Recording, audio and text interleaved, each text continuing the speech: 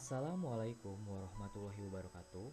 Kami dari kelompok 8 akan membuat video pembelajaran mata kuliah Bahasa Indonesia mengenai paragraf yang diampuh oleh Bu Ana Widyastuti, Magister Pendidikan. Video pembelajaran ini disusun oleh 1. Alifia Mayang Suci, 2. Zikri Miftahudin, dan ketiga saya sendiri Rigit Hermawan Saputro Sadewo.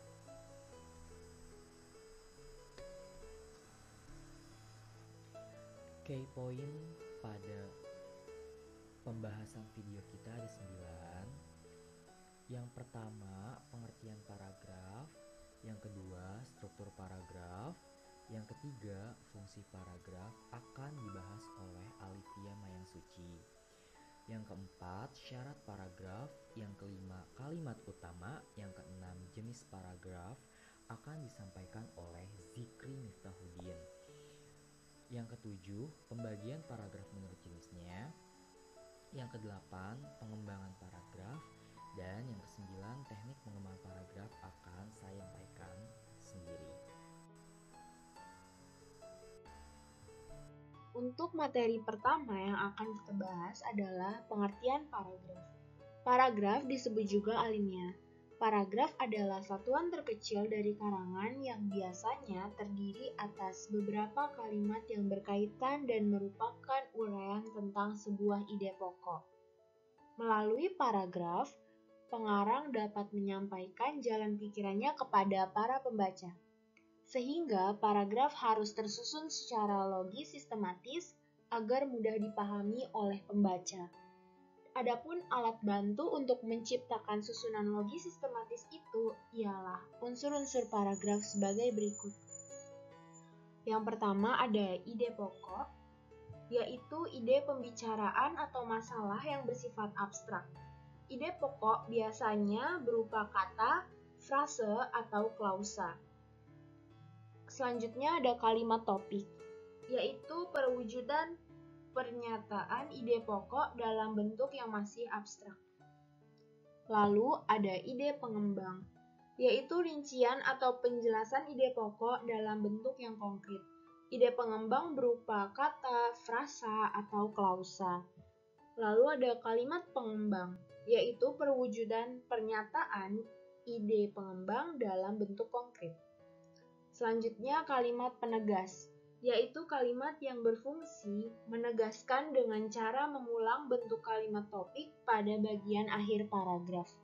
Dan yang terakhir adalah transisi, yaitu mata rantai penghubung paragraf.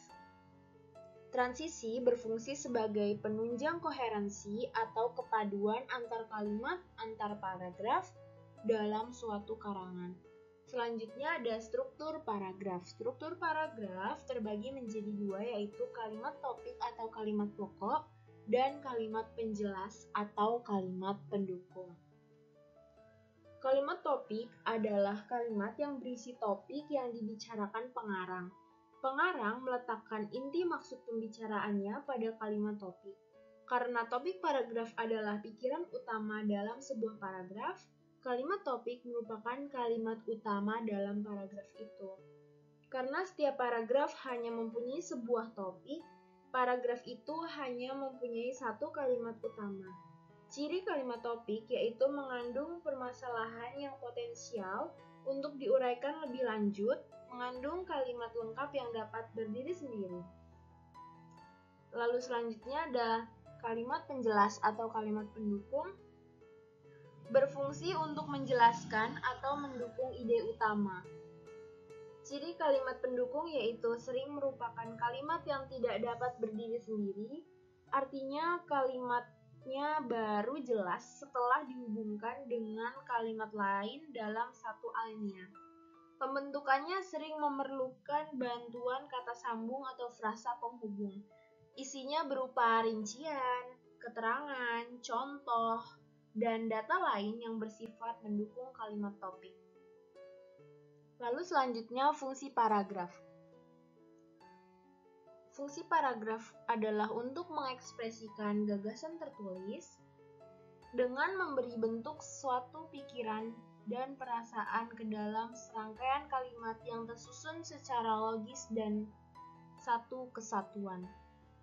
Lalu, menandai pergantian gagasan baru bagi karangan yang terdiri dari beberapa paragraf. Ganti paragrafi berarti ganti pikiran. Lalu selanjutnya memudahkan pengorganisasian gagasan bagi penulis dan memudahkan pemahaman bagi pembacanya.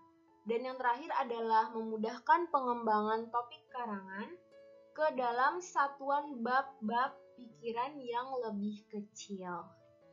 Nah, untuk materi selanjutnya akan dibahas oleh rekan saya yaitu Zikri Miftahudin.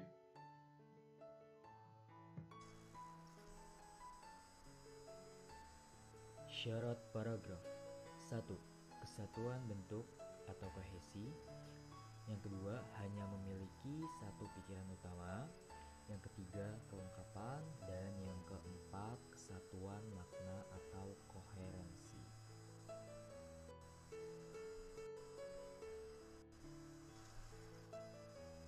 Kalimat. Kalimat utama adalah salah satu kalimat yang di dalamnya berisi pokok utama atau juga bisa disebut gagasan utama, ide pokok utama. Gagasan utama adalah kalimat yang dijadikan sebagai dasar untuk mengembangkan paragraf tersebut. Ciri kalimat utama atau topik. 1. Mengandung permasalahan yang potensial untuk dirinci atau diuraikan lebih lanjut.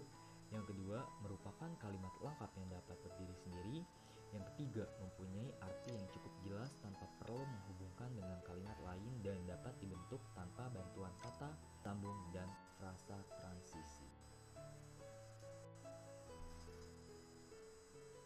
Jenis-jenis paragraf ada 5. Yang pertama, eksposisi.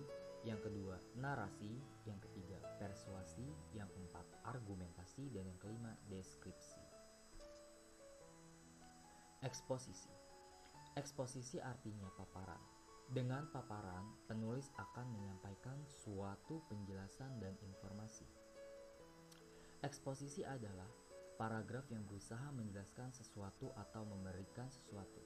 Penjelasan atau pemberian sesuatu seringkali bertolak dari satu definisi yang termasuk jenis karangan ini biasanya adalah laporan, skripsi, disertasi, dan buku-buku pelajaran. Ciri-ciri paragraf eksposisi. 1. Memaparkan definisi dan memaparkan langkah-langkah metode atau melaksanakan sesuai tindakan. 2. Gaya penulisannya bersifat informatif. 3. Menginformasikan atau menceritakan sesuatu yang tidak bisa dicapai oleh alat indera. Yang keempat, paragraf eksposisi umumnya menjawab pertanyaan apa, siapa, di mana, kapan, mengapa, dan bagaimana. Contoh paragraf eksposisi.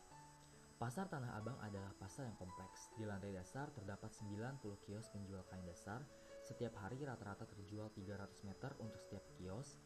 Data ini dapat diperkirakan berapa besarnya uang yang masuk ke kas DKI dari Pasar Tanah Abang. Narasi. Narasi artinya cerita.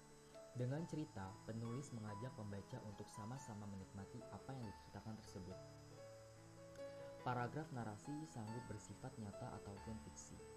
Contoh yang bersifat fiksi adalah cerpen dan novel. Lalu yang bersifat nyata adalah biografi, autobiografi, ataupun catatan-catatan peristiwa lain. Persuasi. Paragraf persuasi adalah untuk membujuk pembaca agar mau melakukan sesuatu sesuai dengan yang diinginkan penulisnya. Contoh paragraf persuasi yang sering ditemukan diantaranya seperti propaganda yang dilakukan oleh sebuah lembaga atau organisasi. Bisa pula seperti iklan yang disampaikan untuk menarik perhatian konsumen dan mempromosikan suatu produk. Argumentasi. Paragraf argumentasi adalah sebuah tulisan berisi pendapat disertai dengan data dan fakta sebagai alasan atau bukti nyata untuk membuktikan kebenaran dari suatu pendapat.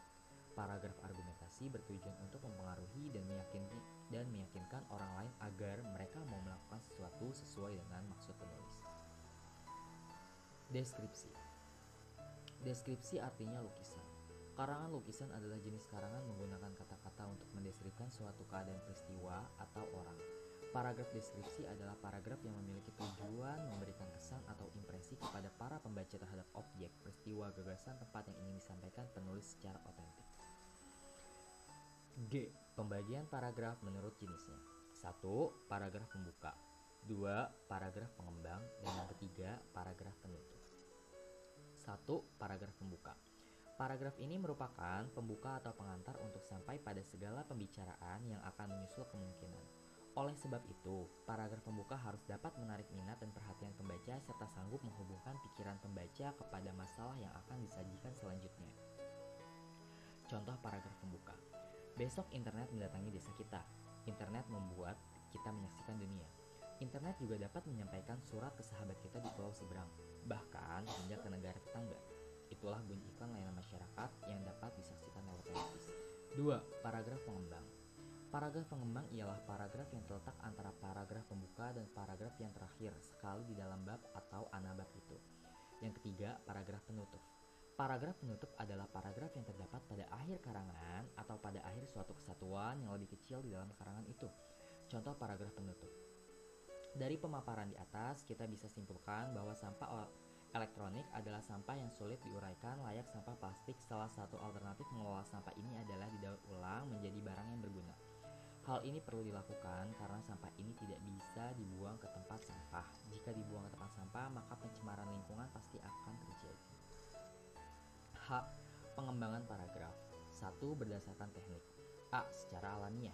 Dalam hal ini penulis sekedar menggunakan pola yang sudah ada pada objek atau kejadian yang dibicarakan. B. Klimaks dan antiklimaks.